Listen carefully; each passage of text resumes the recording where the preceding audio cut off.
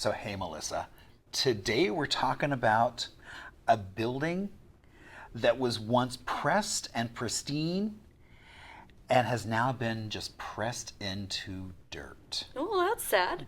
So, right here, 333 North 7th Avenue, the mighty Milum Textile Services, the former Phoenix Laundry and Dry Cleaning Company, has taken its final spin. They say you can't stop progress, but I am happy to mourn good architecture. This spot once shimmered with the hum of washers, the rattle of carts moving around, and the hiss of steam. And now it's all dust and real estate renderings. But before we wave goodbye, let's tumble through its fabulous history.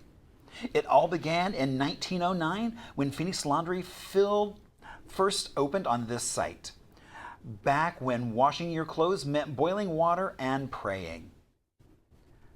They handled linens for downtown hotels, hospitals, and fancy homes. It was hot, wet work, but business was booming. Until 1935, when disaster struck. The whole place went up in flames. But from those ashes sprung something spectacular. A new laundry palace in the slick style of the times, streamlined, modern. And how was she modern? All curves and confidence like soap bubbles in a wind tunnel. This wasn't some drab warehouse, it was an industrial pinup. The facade gilded in smooth lines, the interior gleaming with an amazing lamella roof. A rare crisscross design that gave her ceilings high drama and a true vision of openness. You can feel the optimism of the 30s. Phoenix striding into the future, starching her collar and saying, "I may be dusty, but I am fabulous." That's what I say about me. You're dusty and fabulous? That's right. She was built in the same modern style as Hanny's department store, that chic downtown boutique of glass block and good lighting. Now also, if you make your way over to the livestock exhibit building at the fairgrounds, where the cows are served a sight of style as they are under the last local lamella roof. Enter the Milum family.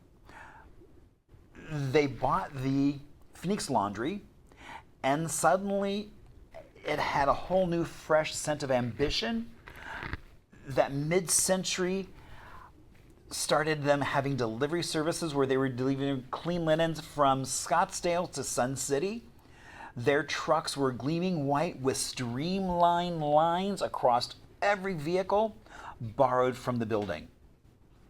Many of the workers were local and toiled, pressed, and perfected. The rhythm of the washers, the hiss of the steam, it all became a soundscape of an industrial symphony.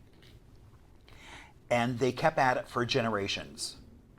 Up until it was time to call it wraps in 2019. After 84 years of service, the last dryer shut with a sigh and a loud thunk. But then came the developers and those windy city slickers. Preservationists cried, "Save her, she's our streamlined beauty queen." But City Hall said, "Let's iron out the wrinkles." 5 years of fierce debate, and later the inevitable happened. The bucket swung, a claw scraped, and Phoenix lost a stylish survivor. So here we are, where decades of steam once rose, a ghost of starch and ambition in the downtown breeze. They may have demolished the walls and ceiling, but the story still clings to Phoenix like a faint smell of freshly laundered on a vintage dress. My hope is the loss of the streamlined modern building does not go down in vain, but the city strives for something that reflects the heritage of the site, and instead of adding more generic mediocrity to our skyline, Phoenix, you can do better. And that's why you want to stick around for the morning show. We'll be bringing you more Arizona history, local love, and more Arizona.